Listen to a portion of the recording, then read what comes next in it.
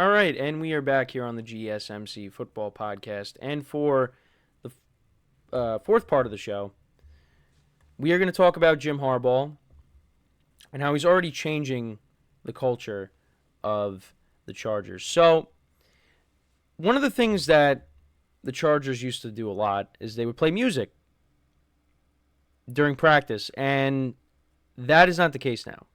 There's no music. And there seems to be an emphasis on conditioning. The last 10 minutes of practice is focused on conditioning drills such as sled pulls and medicine ball carries. And look, the Chargers, they're coming off of a, whatever you want to call it, an abysmal season. They went 5-12, dealt with a lot of injuries, but also, the wheels kind of fell off for Brandon Staley. And he got fired before the regular season even ended. When they lost to the Raiders on that Thursday night, the Raiders won, 63-21, something like that. Chargers just gave up on him. And the Chargers needed to make a big splash because they have a franchise quarterback that is looking to, get himself back in the conversation as one of the best quarterbacks in the NFL. And that's Justin Herbert. And they went out and got Jim Harbaugh, a guy that, wherever he's gone, as you can hear, I think you heard that, jets flying over my house here. There's actually, where I'm at, there's also an air show that's going to be going on this weekend because it's Memorial Day weekend. So if you heard that, that's what that has to do with. But anyways, the Chargers brought in Jim Harbaugh. And wherever he's gone, he has been successful. Won a national championship with Michigan, really turned that program around. And then you go back to, my lifetime with the 49ers. I mean, the 49ers were not very good at one point. And then he turned them around, went to a few NFC championship games. Went to one in 2011, lost to the Giants. They went to the Super Bowl the following year, and then they went to another NFC championship game and lost to Seattle. And he lost the Super Bowl against his brother, who he will be coaching against for the first time in a long time this upcoming season. That'll be late in the year. I think that's a Monday night matchup. And I should know this because I literally just went over all the primetime games earlier this week. But yeah, it is I believe it is a Monday night matchup. But yeah, I mean, wherever he's gone, he has turned franchises or programs, whatever you want to call it, around. And I think he's going to do that with the Chargers. Now, the Chargers look a little bit different because, especially on offense, because, there's no more Austin Eckler, there's no more Keenan Allen, there's no more Mike Williams, Gerald Everett's gone as well. Gerald Everett and Keenan Allen are both on the Bears. Eckler's with the Commanders, Mike Williams is now with the Jets. So it's going to be a new look offense for the Chargers. But one of the things that they're going to do is they're going to run the football a lot. And that only is going to help out Justin Herbert. That's going to take some pressure off of him. Now, they basically brought in the Ravens backfield, J.K.Dobbins and Gus Edwards. And those are two guys that have an injury history, especially J.K.Dobbins, who unfortunately for him just can't seem to stay healthy. But when he does play, he's a productive player. It's just he cannot stay healthy. So they got the Ravens backfield basically. But yeah, running the football is going to be something that they're going to do a lot. And, with Justin Herbert, but you got Justin Herbert. And Justin Herbert can sling it. Now, like I said, his top two receivers these last couple of years are no longer there. So you got Quentin Johnston. You got Joshua Palmer. They drafted a couple of receivers. Actually, I think they drafted a few receivers. They drafted Jerry Rice's son. They drafted Ladd McConkey from Georgia. So it's going to be a new look offense. But when it comes to the no nonsense at OTAs, like how I have the segment title labeled here, he really wants there to be no distractions. he wants his team to be ready to go. If they're emphasizing conditioning, he wants his team to be in the best shape possible. Actually, the other thing, too, is let's not forget they also drafted Joe Alt as well, one of the best tackles in the draft, or the best tackle in the draft, to go along with what they already have on the other side with Rashawn Slater. They want to protect their quarterback as well. That's the other thing, too. But no music, emphasis on conditioning. He wants his team to be in good shape. He wants his team to be focused. And, maybe some of this stuff that he's kind of, shutting down for the moment, they kind of have to earn it. Because, again, the Chargers are coming off of a bad year.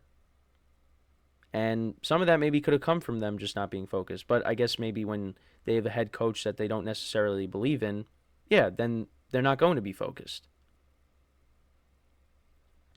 So, like for me with the Chargers, I'm not expecting them to go out there and have this great year and be one of the best teams in the AFC and, dethrone the Chiefs right off the bat for the division. I don't expect that in year one with Harbaugh. But as he continues to build up this team, the following season and beyond that, this team is going to be a problem.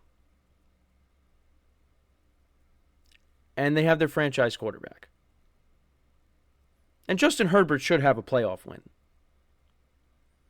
I mean, the fact that he was a part of that collapse against the Jaguars in the playoffs when they were up 27-0 still blows my mind. Because the Chargers should have held on to that lead and won the game. Now, I do say it blows my mind that happened, but, I mean, how many times now have we seen teams blow huge leads? I mean, go back to the Super Bowl with the Patriots and the Falcons. No, nothing will ever top that.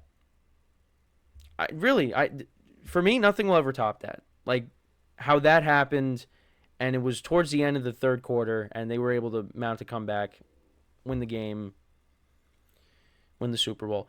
It's because when that happened, now with the Chargers and the Jaguars came back against the Chargers, I really just had no reaction to it because I'm like, I've seen this before.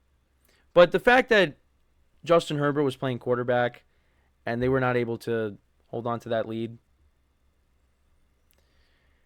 they should have. And now he has a legit head coach. And I did like Brandon Staley at one point because I liked how he was, gambling and, gambling on, like, fourth downs. Not, like, sports betting. Not sports gambling. But I guess you could say it's sports gambling because, you're coaching a football team. But anyways, because I liked it in the very beginning. It's like, wow, he's really, trusting his quarterback. They're getting these first downs. This is great. But then, when it started not to work and he still continued to do it and he wouldn't take the points, that was kind of his downfall, part of his downfall. And I think you could look at, because I think there was parts of the game against the Jaguars where he went for it and he should have just taken the points, and that kind of played a role in the Jags coming back. Again, I have to go back and look because that game happened, 2 years ago now. So, or going to be 2 years. But, listen, I like this approach by Harbaugh. He wants his team to be focused, be in the best shape. And then when we get to, training camp, preseason, regular season, this team is going to be in the best shape possible. Their minds are going to be right. They're going to be focused, and they're going to be ready to roll. Now, who do the Chargers open up against? I don't know off the top of my head. I want to look. And we'll obviously go through their schedule when we get to it. But we do have a long way to go. So the Chargers, they open up against the Raiders. Okay. And it's a home game. Well, it doesn't really matter. SoFi Stadium is not home field for those two teams, between them and the Rams. But it will be against the Raiders, which I think that game could get them off on the right foot. Actually, their first three games, I could see them starting off 3-0, 2-1. And then they play the Chiefs week 4. And that's a 4:25 p.m. Eastern time game on CBS. So that's a Jim Nantz, Tony Romo vehicle. We'll see. But like I said, I'm not expecting the Chargers to, again, be one of the top teams in the AFC. But I think they can make the playoffs in Harbaugh's first year. And then the following year, that's when you could really see them, be a force here. But you still got the Kansas City Chiefs you got to deal with in that division. So, but let me know what you guys think about Harbaugh, and it's a little too much that he's not letting them play music. I think if they start playing, if they're playing well, they're practicing well, I think that's something that can come back. But I think he just wants everybody to be focused and get them in the right shape for the season. So we're going to take our final break of the show now. When we come back, we'll talk about the Giants once again. We'll talk about Daniel Jones and his confidence for week 1 coming off of the ACL injury. So he's confident that he's going to play. So we will discuss that when we come back from our final break of the show today. So with that being said, stick around and we'll be right back here on the GSMC Football Podcast.